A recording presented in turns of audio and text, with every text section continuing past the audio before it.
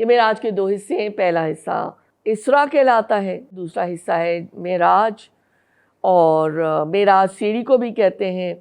نبی صلی اللہ علیہ وآلہ وسلم کی زبان مبارک سے یہ نکلے ہوئے الفاظ بھی ہیں۔ علم الیقین جب عین الیقین میں تبدیل ہوتا ہے تو وہ سب سے بلند درجہ ہے جو انبیاء کو نصیب ہوتا ہے۔ بسم اللہ الرحمن الرحیم۔ قرآن مجید فرقان حمید اعتقادات، عبادات، معاملات اور معمولات کے لحاظ سے ایک رہنما کتاب ہے۔ حضرت عثمان رضی اللہ عنہ سے ایک روایت ہے کہ تم میں سے بہترین وہ شخص ہے جو قرآن پاک پڑھے اور پڑھائے۔ مشق قرآن سیریز میں ڈاکٹر نوشابہ حسن سہیب مراد کے ساتھ ایک بار پھر ہم حاضر خدمت ہیں، اور آج ہم پارہ نمبر 15 کے اخذ کردہ کچھ سوالات جو بہت اہم ہیں، ان کے جوابات، ان کی تفسیر اور ان کی تشریح جو ہے ڈاکٹر نوشابہ صاحبہ سے جانیں گے۔ السلام علیکم ورحمۃ اللہ۔ السلام علیکم ورحمۃ اللہ۔ کیسی ہیں میڈم؟ اللہ شکر۔ ڈاکٹر صاحبہ، اب ہم الحمدللہ پارہ نمبر 15 تک پہنچ چکے ہیں مشق قرآن سیریز کے پروگرام میں۔ تو سب سے پہلے ہم آپ سے جاننا چاہیں گے کہ قرآن میں ہمیں واقعہ معراج کے بارے میں کیا معلوم ہوتا ہے؟ بسم اللہ الرحمن الرحیم۔ سبحان الذي أسرى بعبده ليلا من المسجد الحرام إلى المسجد الأقصى الذي باركنا حوله لنريه من آياتنا إنه هو السميع البصير۔ بسم اللہ الرحمن الرحیم۔ ریفرنس آیت کا میں دوں گی سورہ اسراء کی آیت نمبر 1۔ اس میں اللہ تعالیٰ فرماتے ہیں کہ پاک ہے وہ جو لے گیا ایک رات اپنے بندے کو مسجد حرام سے دور کی اس مسجد تک جس کے ماحول کو اس نے برکت دی تاکہ اسے اپنی کچھ نشانیوں کا مشاہدہ کرائے۔ حقیقت میں وہی سب کچھ سننے اور دیکھنے والا ہے۔ یہ وہی واقعہ ہے جو اصطلاحاً معراج یا اسراء کے نام سے مشہور ہے۔ اب سوال یہ پیدا ہوتا ہے کہ اس واقعے کا نزول کب ہوا؟ اکثر اور معتبر روایات کی روح سے یہ واقعہ ہجرت سے 1 سال پہلے رونما ہوا۔ قرآن مجید میں یہاں یعنی صرف مسجد حرام یعنی بیت اللہ شریف سے مسجد اقصیٰ یعنی بیت المقدس تک حضور کے جانے کی تصریح کرتا ہے۔ اس سفر کا مقصد یہ بتاتا ہے کہ اللہ تعالیٰ اپنے بندے کو اس سفر کے ذریعے سے کچھ نشانیاں دکھانا چاہتا تھا۔ اس سے زیادہ تفصیل قرآن میں کوئی نہیں بتائی گئی۔ حدیث میں تفصیلات کا خلاصہ ہمیں یہ بتاتا ہے کہ رات کے وقت جبرائیل علیہ السلام آپ صلی اللہ علیہ وآلہ وسلم کو اٹھا کر مسجد حرام سے مسجد اقصیٰ تک براق پر لے گئے۔ وہاں آپ صلی اللہ علیہ وآلہ وسلم نے انبیاء علیہ السلام کے ساتھ نماز ادا کی۔ پھر وہ آپ صلی اللہ علیہ وآلہ وسلم کو عالم بالا کی طرف لے چلے اور وہاں مختلف طبقات سماوی یعنی بہت ساری جو لیولز سے آسمانوں کے، وہاں پر مختلف جلیل القدر انبیاء سے گاہے بگاہے آپ کی ملاقات ہوئی، اور اس کی تفصیلی روایات ہمیں حدیث کی کتابوں میں مل جاتی ہیں۔ آخر کار جب آپ صلی اللہ علیہ وآلہ وسلم انتہائی بلندیوں پر پہنچ گئے اور اپنے رب کے حضور حاضر ہوئے، اس حضوری کے موقع پر آپ صلی اللہ علیہ وآلہ وسلم کو 5 وقتہ نماز کی فرضیت کا حکم ہوا۔ اب ظاہر ہے یہ بات میرے خیال واضح ہوگی کہ میں یہ آپ کو، جیسے میں نے ابتدا میں کہا کہ یہ میں احادیث کی روایات کے لحاظ سے خلاصہ آپ کے سامنے رکھ رہی ہوں۔ بنیادی طور پر پہلے مرحلے پر اللہ تعالیٰ نے 50 نمازوں کی فرضیت کا حکم فرمایا تھا۔ سب سے پہلے اللہ تعالیٰ نے 5 وقتہ جو نمازیں تھیں اس میں 50 رکعتوں کا حکم دیا تھا، لیکن ہمیں یہ معلوم ہے کہ رسول اکرم صلی اللہ علیہ وآلہ وسلم اپنی امت سے اتنی زیادہ محبت فرماتے تھے کہ آپ نے بار بار اللہ تعالیٰ کے آگے یہ درخواست پیش کی اور پھر کئی دفعہ کی اس طرح سے درخواست کے بعد اللہ تعالیٰ نے 5 وقتہ نماز جو ہے وہ امت محمدیہ کے لیے فرض کی۔ اور مجھے دکھ ہوتا ہے جب میں اپنے آپ کو بھی دیکھوں اور اپنے ارد گرد اگر نظر دوڑاؤں تو ہمارے لیے رسول اکرم صلی اللہ علیہ وآلہ وسلم کی اس محبت کے باوجود اور اتنا انہوں نے ہمارے لیے اپنی محنت صرف کی اور ان کی تڑپ، اس کے باوجود ہمیں یہ 5 وقتہ نمازیں بھی بھاری نظر آتی ہیں۔ اللہ تعالیٰ ہمارے لیے آسانیاں فرمائیں۔ اس کے بعد آپ صلی اللہ علیہ وآلہ وسلم بیت المقدس کی طرف پلٹے اور وہاں سے مسجد حرام میں واپس تشریف لے آئے۔ اس سلسلے میں بکثرت روایات سے معلوم ہوتا ہے کہ آپ کو جنت اور دوزخ کا مشاہدہ بھی کرایا گیا۔ اب جو آیت میں یہ جو ہم نے بات پڑھی تھی نا، جو ترجمہ جو میں نے آپ کے سامنے پڑھا تھا، اور یہ جو الفاظ آئے نا کہ ایک رات اپنے بندے کو لے گیا، دیکھیں یہ بات اتنی واضح ہے کہ یہ جسمانی سفر تھا، اور جسمانی سفر مانے بغیر چارہ نہیں ہے کہ ہم یہ سوچیں، یا مختلف لوگوں نے کچھ توجیحات پیش کیے ہیں کہ ایک روحانی تجربہ تھا۔ یہ ہرگز ایک روحانی تجربہ نہ تھا، بلکہ ایک عینی مشاہدہ تھا جو اللہ تعالیٰ نے نبی صلی اللہ علیہ وآلہ وسلم کو کروایا۔ مزید یہ کہ معراج کے موقع پر اللہ تعالیٰ نے نبی صلی اللہ علیہ وآلہ وسلم کو مشاہدات کروائے، بہت ساری حقیقتوں کو ممثل کر کے دکھایا گیا۔ مثلا ایک فتنہ انگیز بات اگر کوئی کی جائے، بہتان ہو یا کسی بھی قسم کی کوئی ایسی بات جو شر کا باعث ہو، اس کی یہ تمثیل یہ دکھائی گئی کہ ایک ذرا سے شگاف میں سے ایک موٹا سا بیل نکلا ہے اور پھر اس میں واپس نہ جا سکا۔ مزید برے اعمال کی سزائیں آپ کو دکھائی گئیں۔ اس کو آپ لوگ ذرا اپنے مطالعے میں لائیں اور دیکھیں کہ جو تمثیلی انداز ہمیں یہ تفسیر میں پتہ چلتا ہے، یہ سب اللہ تعالیٰ نے رسول اکرم صلی اللہ علیہ وسلم کو دکھائیں تاکہ ان کا علم الیقین عین الیقین میں تبدیل ہو جائے، اور پھر وہ اپنی دعوت کو، دعوت دین کو، اس ہدایت کو جو کہ قرآن کریم میں ہے، وہ لوگوں تک بہت ہی پختہ اور راسخ ایمان اور اس احساس کے ساتھ پہنچا سکیں۔ جبھی تو ان لوگوں کی بات میں اتنی زیادہ اثر ہوتا تھا نا، پر اثر ہوتی تھی ان کی دعوت۔ تو جناب یہ دیکھیں کہ پھر کوئی حجابات نہیں تھے درمیان میں، اور اللہ تعالیٰ نے سب رسول اکرم صلی اللہ علیہ وسلم کو ان کی آنکھوں سے یہ حقیقتیں دکھائیں۔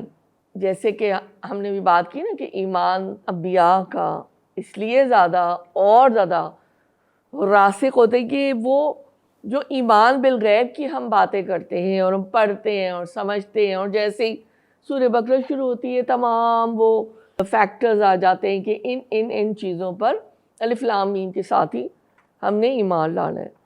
تو دیکھیں انبیاء کا مقام چونکہ بہت بلند ہے اور ہمیں معلوم ہے، ہم مانتے ہیں، ایمان رکھتے ہیں، ان کا کام ہے حق کو پہنچانا۔ حق الیقین جب پہنچ جاتا ہے، جو کہ پہلا مرحلہ ہے، تو دوسرا سٹیج اس کا علم الیقین، جیسے میں نے ابھی ذکر بھی کیا، اور علم الیقین جب عین الیقین میں تبدیل ہوتا ہے تو وہ سب سے بلند درجہ ہے جو انبیاء کو نصیب ہوتا ہے۔ جتنے واقعات قرآن میں آتے ہیں وہ محض تفریح تباہ کا سامان نہیں ہوتے، وہ دراصل اللہ تعالی ہمیں ان واقعات سے، ان تمثیلوں سے، انبیاء کے قصوں سے بہت کچھ سکھانا چاہتے ہیں۔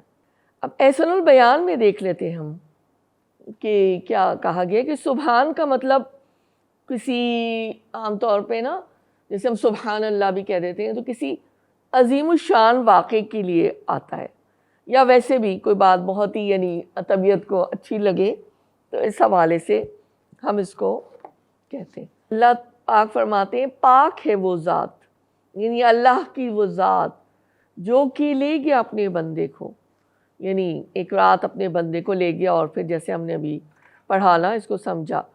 یہ جو بات ہوتی ہے اس کے اندر لوگوں کے نزدیک ہماری چھوٹے سے ذہن اور ہماری لمیٹیشنز کہ ہماری عقل میں ہمارے ذہن میں ظاہری اسباب کے علاوہ کوئی بات سمجھ نہیں آتی, آسان نہیں لگتی, ہمیں مشکل لگتا ہے نا اگر ظاہری اسباب نہ ہو. لاجسٹکس کے اوپر ہم سوچتے ہیں. ظاہر ہے کہ ایک قدرتی ضرورت ہوتی ہے کسی بھی کام یا کسی بھی پروجیکٹ کے لیے, اس کے بغیر تو کوئی نتیجہ نہیں نکلتا یا کامیابی. اللہ تعالیٰ کا معاملہ تو بہت ہی بلند ہے نا, سب سے زیادہ بلند ہے. اللہ کی ذات اتنی بلند ہے, اللہ کہتے ہیں کن اور پلک جھپکنے میں فیکون ہو جاتا ہے. اسباب صرف انسانوں کے لیے کیونکہ ہماری لمیٹیشنز ہیں. اللہ تعالیٰ ان پابندیوں, مادی ضرورتوں اور کوتاہیوں سے پاک اور مبرہ ہے. معراج کے احسن البیان بھی یہ کہتے ہیں اور ہمیں معلوم بھی, میرے خیال ہم جانتے بھی ہیں, یہ معراج کے 2 حصے ہیں. پہلا حصہ اسراء کہلاتا ہے جس کا ذکر یہاں کیا گیا, دوسرا حصہ ہے معراج. اور معراج سیڑھی کو بھی کہتے ہیں. نبی صلی اللہ علیہ وسلم کی زبان مبارک سے یہ نکلے ہوئے الفاظ بھی ہیں کہ مجھے آسمان پر لے جایا گیا, چڑھایا گیا, اس سے ماخوذ ہے. ہم جو دوسری تفسیر یہاں پر لیتے ہیں یا وہ اسی لیے لیتے ہیں کہ ہم تھوڑا سا بات اور واضح ہو جاتی ہے اور تاکید در تاکید ہو جاتا ہے. بات تو میرے خیال ہے ہمیں سمجھ آ گئی ہے, بہت واضح ہے کہ اس کے سفر کے 2 حصے تھے. تو اس سفر کا دوسرا حصہ بھی بہت زیادہ اہم اور عظیم الشان, اسی لیے واقعہ معراج بہت زیادہ مشہور ہو گیا. سیدنا مالک بن صعصع رضی اللہ عنہ نے بیان کیا کہ نبی اکرم صلی اللہ علیہ وسلم نے فرمایا, میں ایک دفعہ بیت اللہ کے قریب نیند اور بیداری کی درمیانی حالت میں تھا. پھر نبی صلی اللہ علیہ وآلہ وسلم نے 2 آدمیوں کے درمیان لیٹے ہوئے ایک تیسرے آدمی کا ذکر فرمایا. اس کے بعد میرے پاس ایک سونے کا تشت لایا گیا جو حکمت اور ایمان سے بھرپور تھا. میرے سینے کو پیٹ کے آخری حصے تک چاک کیا گیا. پھر میرا پیٹ زمزم کے پانی سے دھویا گیا اور اسے حکمت اور ایمان سے بھر دیا گیا. اس کے بعد میرے پاس ایک سواری لائی گئی جو کہ ایک سفید خچر سے چھوٹی اور گدھے سے بڑی یعنی سواری تھی, اس کا نام براق ہے نا. میں اس میں سوار ہو کر سیدنا جبرائیل علیہ السلام کے ساتھ چلا اور آسمانوں کی سیر کی. یہ بخاری کی 3207 نمبر حدیث ہے. عملی نکتہ میرے خیال ہے واضح ہے. حق الیقین جو ہے وہ نصیب ہو تو پھر اس کو علم الیقین میں تبدیل ہو جانا چاہیے, اور جب علم الیقین جو ہے وہ نصیب ہو جائے تو پھر ہمارا جو ایمان ہے نا اس زندگی میں بھی اور آخرت کی زندگی پر بھی بہت پختہ ہو جاتا ہے. اگر ہم ان باتوں کو سمجھ لیں گے, عمل پیرا ہوں گے تو پھر ہم فلاح پانے والوں میں سے ہوں.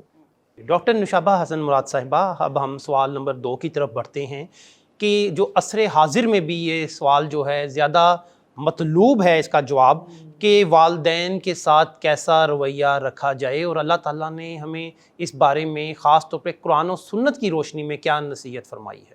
وَقَضَى رَبُّكَ أَلَّا تَعْبُدُوا إِلَّا إِيَّاهُ وَبِالْوَالِدَيْنِ إِحْسَانًا إِمَّا يَبْلُغَنَّ عِندَكَ الْكِبَرَ أَحَدُهُمَا أَوْ كِلَاهُمَا فَلَا تَقُل لَّهُمَا أُفٍّ وَلَا تَنْهَرْهُمَا وَقُل لَّهُمَا قَوْلًا كَرِيمًا واخفض لهما جناح الذل من الرحمة وقل رب ارحمهما كما ربياني صغيرا. بسم اللہ الرحمن الرحیم. ابھی آپ نے آیات کی تلاوت سنی. یہ سورہ اسراء کی آیت نمبر 23 اور 24 ہے. اس کا ترجمہ ہے, تیرے رب نے فیصلہ کر دیا ہے کہ تم لوگ کسی کی عبادت نہ کرو مگر صرف اس کی, یعنی اللہ تعالیٰ کی. والدین کے ساتھ نیک سلوک کرو. اگر تمہارے پاس ان میں سے کوئی ایک یا دونوں بوڑھے ہو کر رہے تو انہیں اف تک نہ کہو، نہ انہیں جھڑک کر جواب دو، بلکہ ان سے احترام کے ساتھ بات کرو اور نرمی و رحم کے ساتھ ان کے سامنے جھک کر رہو اور دعا کیا کرو کہ پروردگار ان پر رحم فرما جس طرح انہوں نے رحمت اور شفقت کے ساتھ مجھے بچپن میں پالا تھا۔ رب ارحمہما کما ربیانی صغیرہ، یہ بہت زبردست، بہت ہی پیاری دعا ہے جو اللہ تعالیٰ نے ہمیں سکھائی ہے۔ اب ہم یہ دیکھتے ہیں کہ تفسیر تدبر القرآن کے ذریعے سے کہ یہاں پہ مولانا لکھتے ہیں، مولانا اصلاحی، کہ خدا کے بعد سب سے بڑا حق اگر کسی کا ہو سکتا ہے تو والدین کا اپنی اولاد پر ہو سکتا ہے، اس لیے کہ ان کی پیدائش، ان کی پرورش، ان کی تربیت اس کا وہ ذریعہ بنتے ہیں۔ لیکن اس کے باوجود اللہ تعالیٰ نے یہ حق قرار نہیں دیا کہ بندے جو ہیں وہ والدین کی عبادت کریں یا شریک ٹھہرائیں۔ یہ بات بہت کلیئر کٹ سمجھنی چاہیے اور اہم بھی ہے۔ لیکن اس کے باوجود آپ نوٹ کیجیے گا کتنے سارے اللہ تعالیٰ نے جملے یہاں پر لکھے اس کی وضاحت کرنے کے لیے۔ کس بات کی؟ کہ اللہ تعالیٰ کہتے ہیں کہ والدین کا یہ حق ہے کہ تم ان کے ساتھ احسان کا رویہ اختیار کرو۔ اف دل کی بیزاری کے اظہار کا کلمہ ہے، اور نہر کے معنی ڈانٹنے اور جھڑکنے کے۔ یہاں پہ یہ اللہ تعالیٰ کہہ رہے ہیں کہ اگر والدین تمہارے بڑھاپے کو پہنچ جائیں تو تمہارے دل میں کوئی بیزاری نہ آئے، کوئی بے ادبی کا کلمہ نہ تم کہو، اور اگر ان سے بات کرنی ہو تو شریفانہ اور سعادت مندانہ بات کرو، ان کی دلداری کرو، ان سے عاجزی کا، نرمی کا رویہ اختیار کرو اور ان کو تسلی دیتے رہو۔ یہاں پہ پھر مزید یہ ہمیں سمجھایا جا رہا ہے کہ جب بڑھاپے میں کوئی شخص پہنچ جاتا ہے تو یہی وہ زمانہ ہوتا ہے جس میں ان لوگوں کو، جو بچے ہوتے ہیں اولاد، ان کو ماں باپ بوجھ محسوس ہوتے ہیں، جو ان کی ان قربانیوں اور جافشانیوں کو بھول جاتے ہیں جو انہوں نے ان کے لیے بچپن میں کی ہوتی ہیں۔ تو یہ اس بات کی یاد دہانی ہے، ورنہ اصل حقیقت یہ ہے کہ والدین ہر دور میں محبت، تعظیم اور احسان کے حقدار ہیں۔ جب وہ، ان کی عمر بھی اتنی زیادہ نہیں بڑھی والدین کی، اور بچے جوان بھی نہیں ہوئے، لیکن ہر وقت جو ہے یہ بنیادی بات سمجھنے کی ہے کہ وہ تعظیم، عزت اور احسان کے حقدار ہیں۔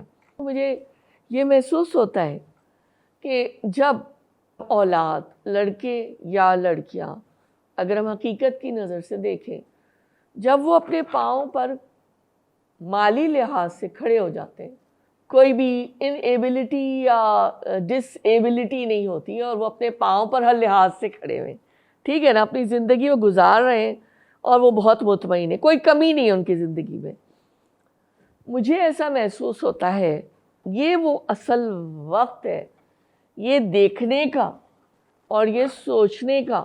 جوان اولاد کہتی ہے میری تو زندگی بہت اچھی گزر رہی ہے، میری زندگی میں کوئی کمی نہیں ہے کسی لحاظ سے، میں تو بہت خوش ہوں اور میں بڑا متمول ہوں اور سب کچھ۔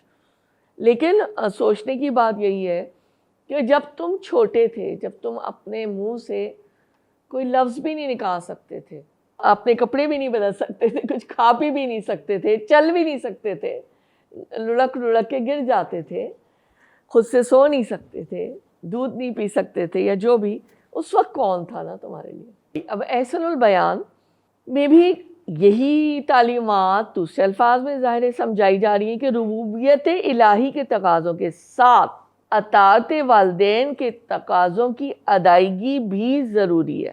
بڑھاپے میں والدین تو کمزور، بے بس اور لاچار ہوتے ہیں، جبکہ اولاد جوان اور وسائل معاش پر قابض ہوتی ہے۔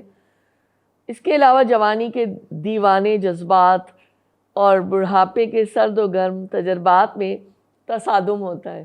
ان حالات میں ادب و احترام کے تقاضوں کو ملحوظ رکھنا بہت ہی مشکل مرحلہ ہوتا ہے۔ اللہ کیا سرخرو وہی ہوگا جو ان تقاضوں کو ملحوظ خاطر رکھے گا۔ حدیث کے ذریعے سے دیکھ لیتے ہیں، صحیح بخاری کی حدیث ہے 597، سیدنا انس بن مالک سے سنا، انہوں نے بیان کیا کہ نبی صلی اللہ علیہ وآلہ وسلم سے کبائر کے متعلق پوچھا تو نبی صلی اللہ علیہ وسلم نے فرمایا کہ اللہ کے ساتھ شرک کرنا، کسی کی ناحق جان لینا، والدین کی نافرمانی کرنا، پھر فرمایا کیا میں تمہیں سب سے بڑا گناہ نہ بتا دوں؟ جھوٹی بات اور جھوٹی گواہی۔ صحیح بخاری کی ایک اور حدیث ہے 5972، بہت ہی یہ دل کو لگتی ہے جا کر بات، سیدنا عبداللہ بن عمرو نے بیان کیا کہ ایک صحابی نے نبی کریم صلی اللہ علیہ وآلہ وسلم سے پوچھا کیا میں بھی جہاد میں شریک ہو جاؤں؟ نبی صلی اللہ علیہ وآلہ وسلم نے دریافت فرمایا کیا تمہارے ماں باپ موجود ہیں؟ انہوں نے کہا کہ ہاں موجود ہیں۔ نبی صلی اللہ علیہ وآلہ وسلم نے فرمایا پھر انہی میں جہاد کرو۔ تو میرے خیال ہے عملی نکات کافی واضح ہیں۔ اللہ ہمیں میں الفاظ تو کم پڑ جاتے ہیں، اور میرے خیال ہے الفاظ بھی پر اثر جبھی ہوتے ہیں جب وہ عملی جامہ پہن لینا۔ تو اگر ہمارے والدین حیات ہیں تو ہم ان کی قدر کریں، ان سے بحث مباحثے میں نہ پڑیں، ان کی دلداری کریں، ان سے شفقت سے پیش آئیں، ان کی عزت کریں، ان سے محبت کریں، تو پھر ہی اللہ تعالیٰ کو ہم راضی کر سکیں گے۔ ڈاکٹر صاحب آپ سوال نمبر 3 کی طرف آگے بڑھتے ہیں۔ اللہ نے مغرورانہ چال کی مذمت کس طرح فرمائی ہے؟ جی، آپ کا جواب میں ریفرنس آیت نمبر 37 سورہ اسراء کی، اس میں اللہ پاک فرماتے ہیں ولا تمش في الأرض مرحا إنك لن تخلق الأرض ولن تبلغ الجبال طولا۔ زمین پہ اکڑ کر نہ چلو، تم نہ زمین کو پھاڑ سکتے ہو نہ پہاڑوں کی بلندی کو پہنچ سکتے ہو۔ اب تفسیر تفہیم القرآن، اس میں مولانا لکھتے ہیں کہ مطلب یہ کہ جباروں اور متکبروں کی روش سے بچو۔ اب یہ انفرادی عمل بھی ہونا چاہیے اور قومی رویہ بھی، یعنی دونوں پر یکساں ہیں۔ اور یہ اسی ہدایت کا فیض تھا کہ مدینہ طیبہ میں جو حکومت اس منشور پر قائم ہوئی، اس کے فرما رواؤں، گورنروں اور سپہ سالاروں کی زندگی میں جباری اور کبریائی کا شائبہ تک نہیں پایا جاتا تھا، یہاں تک کہ عین حالت جنگ میں بھی ان کی زبان سے کبھی کوئی فخر اور غرور کی بات نظر نہیں آتی تھی۔ ان کی نشست و برخاست، چال ڈھال، لباس، مکان، سواری اور عام برتاؤ میں انکساری اور تواضع نظر آتی تھی، فقیری و درویشی کی شان پائی جاتی تھی۔ جب وہ فاتح کی حیثیت سے کسی شہر میں داخل ہوتے تھے، اس وقت بھی اکڑ اور تکبر سے کبھی اپنا رعب بٹھانے کی کوشش نہ کرتے تھے۔ اگر ہم یہ دیکھیں نا، فتح مکہ کے موقع پر رسول اکرم صلی اللہ علیہ وآلہ وسلم کا کیا رویہ تھا نا، عام معافی کا اعلان کر دیا تھا، اور کیا ان کی روش تھی نا، زبردست، سبحان ہمیں مثال نظر آتی ہے۔ تیسر القرآن کے چند جملوں سے آپ کے سامنے بات رکھنا چاہوں گی کہ متکبرانہ چال اللہ تعالیٰ کو سخت ناگوار ہے۔ جو انسان اکڑ کر، گال پھلا کر اپنا تہبند کو زمین پر گھسٹتے ہوئے چلتا ہے، اللہ ایسے انسان کو دنیا میں ضرور سزا دیتا ہے۔ مثل مشہور ہے کہ غرور کا سر نیچا، اس کا سر نیچا ہی ہو جاتا ہے۔ انسان کی چال میں انکساری اور وقار ہونا چاہیے، لیکن ایسی بھی انکساری نہ ہو کہ کہیں وہ حقیر اور ذلیل اور بالکل کوئی یعنی مریضانہ روش اختیار کر لے، کیونکہ اللہ تعالیٰ ان کو بھی قوی اور توانا مومن پسند ہے نا۔ تو ایک بیلنس جو ایک طریقہ کار ہوتا ہے نا، وہ اللہ تعالیٰ کو مطلوب ہے۔ صحیح مسلم کی حدیث نمبر 91، حضرت ابن مسعود رضی اللہ تعالیٰ عنہ بیان کرتے ہیں کہ رسول اللہ صلی اللہ علیہ وآلہ وسلم نے فرمایا جس شخص کے دل میں ذرہ برابر بھی تکبر ہوگا وہ جنت میں نہیں جائے گا۔ ایک شخص نے کہا بے شک ہر شخص یہ پسند کرتا ہے کہ اس کا لباس اور جوتے اچھے ہوں۔ آپ صلی اللہ علیہ وآلہ وسلم نے فرمایا بلا شبہ اللہ تعالیٰ نہایت ہی خوبصورت ہے اور خوبصورتی کو پسند فرماتا ہے۔ تکبر تو حق بات کا انکار کرنا اور لوگوں کو حقیر جاننا ہے۔ میرے خیال ہے عملی نقطہ واضح ہے کہ اللہ کو تکبر اور فخر و غرور پسند نہیں ہے، تو اللہ تعالیٰ کو عاجزی اور انکساری کا ہی رویہ جو ہے وہ پسند، اور وہی ایک مومن کی پہچان ہونی چاہیے۔ جی ڈاکٹر صاحبہ، زندگی کے اندر سب سے اہم بات جو ہے وہ ہماری کمیونیکیشن ہوتی ہے۔ اب اللہ تعالیٰ نے ہمیں گفتگو کے کیا آداب سکھائے ہیں، اس بارے میں رہنمائی فرمائیے۔ وَقُلْ لِعِبَادِي يَقُولُوا الَّتِي هِيَ أَحْسَنُ إِنَّ الشَّيْطَانَ يَنزَغُ بَيْنَهُمْ إِنَّ الشَّيْطَانَ كَانَ لِلْإِنسَانِ عَدُوًّا مُبِينًا۔ سورہ اسراء کی آیت نمبر 53 کا ترجمہ آپ کے سامنے رکھتی ہوں کہ اور اے محمد صلی اللہ علیہ وآلہ وسلم میرے بندوں سے کہہ دو کہ زبان سے وہ بات نکالا کریں جو بہترین ہو۔ دراصل یہ شیطان ہے جو انسانوں کے درمیان فساد ڈلوانے کی کوشش کرتا ہے۔ حقیقت یہ کہ یہ شیطان انسان کا کھلا دشمن ہے۔ تفہیم القرآن میں یہ بتایا گیا ہے کہ کفار و مشرکین سے اور اپنے دین کے مخالفین سے گفتگو اور مباحثے میں تیز کلامی، مبالغے اور غلو سے بچا جائے۔ مخالفین کیسی ناگوار باتیں کریں، مسلمان کو کوئی بھی بات خلاف حق نہیں کرنی چاہیے، نہ غصے میں آپے سے باہر ہو کر بےہودگی کا جواب بےہودگی سے دینا چاہیے۔ انہیں ٹھنڈے دل سے وہی بات کہنی چاہیے جو جچی تلی اور برحق ہو۔ جب کبھی تمہیں مخالفین کی بات کا جواب دیتے وقت غصے کی آگ اپنے اندر بھڑکتی ہوئی محسوس ہو اور طبیعت بے اختیار جوش میں نظر آئے تو فوراً سمجھ لو کہ یہ شیطان ہے جو تمہیں اکسا رہا ہے تاکہ دعوت دین کا کام خراب ہو۔ اس کی کوشش یہ ہوتی ہے کہ تم بھی اپنے مخالفین کی طرح اصلاح کا کام چھوڑ کر اسی جھگڑے اور فساد میں لگ جاؤ جس میں وہ نوع انسانی کو مشغول رکھنا چاہتا ہے۔ یہ وہ کامیاب ہوتا ہے، پھر وہ کامیاب ہو جاتا ہے پھر نا، کیونکہ جب اس کا تو مشن ہی ہے نا، اس کو ہمیں کامیاب نہیں کرنا، جیسے تیسے اور رکاوٹوں کو نکال کر ہمیں۔ تیسر القرآن میں کیلانی صاحب فرماتے ہیں کہ لہجہ یا الفاظ میں درستگی سے مخاطب کے دل میں ضد اور عداوت پیدا ہوتی ہے، اور اس سے دعوت دین کا کام یا اصلاح احوال کا کام پیچھے پڑ جاتا ہے۔ اور شیطان تو چاہتا ہی یہی ہے کہ تمہاری آپس میں منافرت، ضد اور دشمنی پیدا ہو تاکہ دعوت و تبلیغ کا کام رک جائے۔ اسی لیے اللہ نے مسلمانوں کو کافروں کے بتوں یا معبودوں کو بھی برا بھلا کہنے سے منع فرما دیا، کیونکہ کہیں ایسا نہ ہو کہ اگر کافر کو غصہ آ جائے تو وہ ضد میں اور اپنی انتقام کی آگ اور اس کے جوش کو ٹھنڈا کرنے کے لیے جوابی کارروائی کے طور پر اللہ تعالیٰ کو برا کہنے لگے۔ یہ باتیں حدیث میں بھی اور زیادہ تفصیل کے ساتھ سمجھائی گئی ہیں۔ صحیح بخاری کی حدیث 7072 ہے۔ سیدنا ابو ہریرہ سے روایت ہے کہ نبی کریم صلی اللہ علیہ وآلہ وسلم نے فرمایا، کوئی شخص اپنے کسی دینی بھائی کی طرف ہتھیار سے اشارہ نہ کرے کیونکہ وہ نہیں جانتا، ممکن ہے شیطان اسے اس کے ہاتھ سے چھڑوا دے اور پھر وہ کسی مسلمان کو مار کر اس کی وجہ سے جہنم کے گھڑے میں گر پڑے۔ عملی نقطہ جو سب سے بڑی بات ہے وہ یہ ہے کہ ہم اپنی بصیرت کو روشن رہنے دیں ہر لمحے۔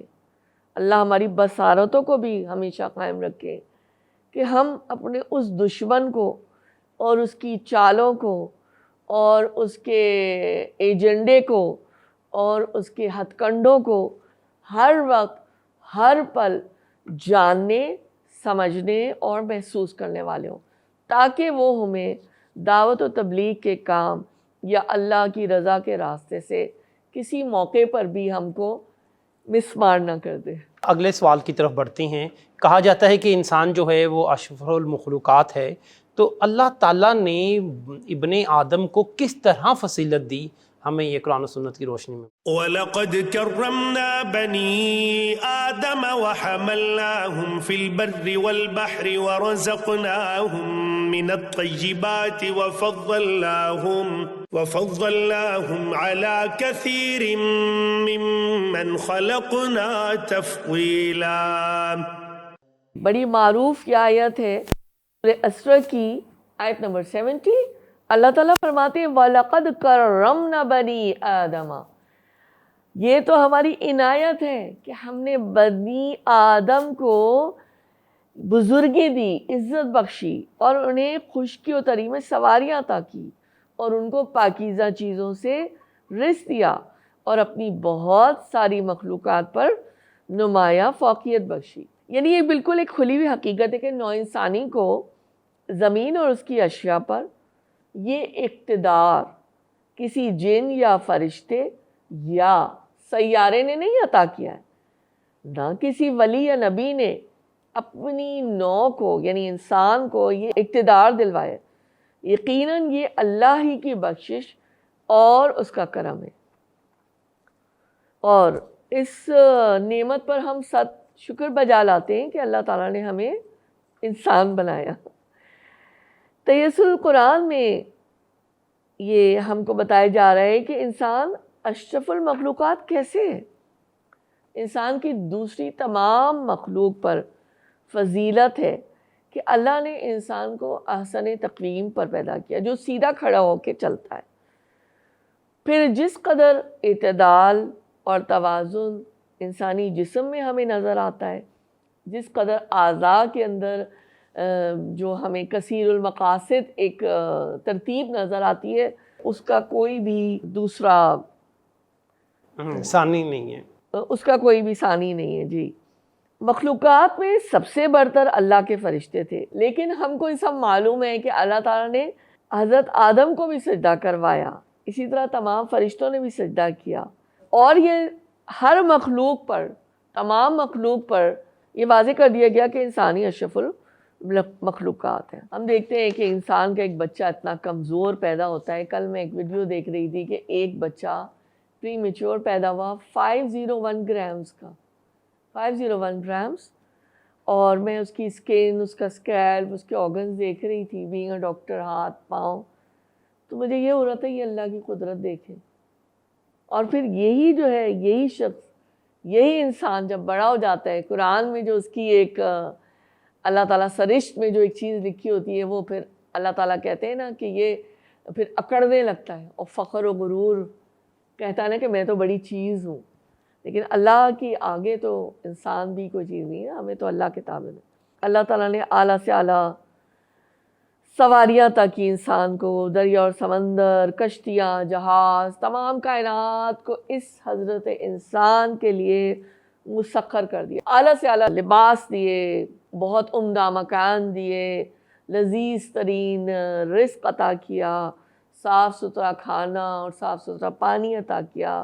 تو یہ سب اللہ تعالیٰ نے اس انسان کی اور زیادہ مجھے لگتا ہے عزت میں اضافہ فرمایا۔ تدبر قرآن میں مولانا لکھتے ہیں کہ یہ انسان کو ذمہ داری یاد دلائی گئی کہ جو عزت بخشی ہے خشکی و تری میں، دونوں میں اس کے لیے جو سواری کا انتظام ہے، پاکیزہ رزق ہے، اور اللہ تعالیٰ نے دراصل وہی بات ہے کہ مخلوقات پر جو فضیلت دی ہے، تو پھر ہمارا کیا فرض بنتا ہے، انسان کا کیا فرض بنتا ہے کہ وہ ان نعمتوں کا حق پہچانے اور اپنی رب کی ان نعمتوں کو پا کر اکڑنے نہ لگے، ان نعمتوں کی ناشکری نہ کرنے شکر بجا لائے، بلکہ شکر گزار، اطاعت گزار اور فرما بردار رویہ بنے۔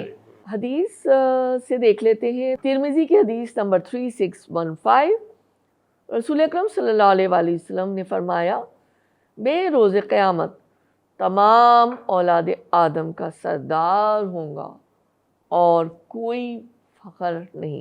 عملی نکتہ، اللہ تعالیٰ نے ہمیں اتنی عزت بخشی کہ تمام مخلوقات پر فضیلت دی، وہ اس لیے کہ اللہ تعالیٰ نے وہ علم اور عقل میں سب سے زیادہ برتری عطا کی۔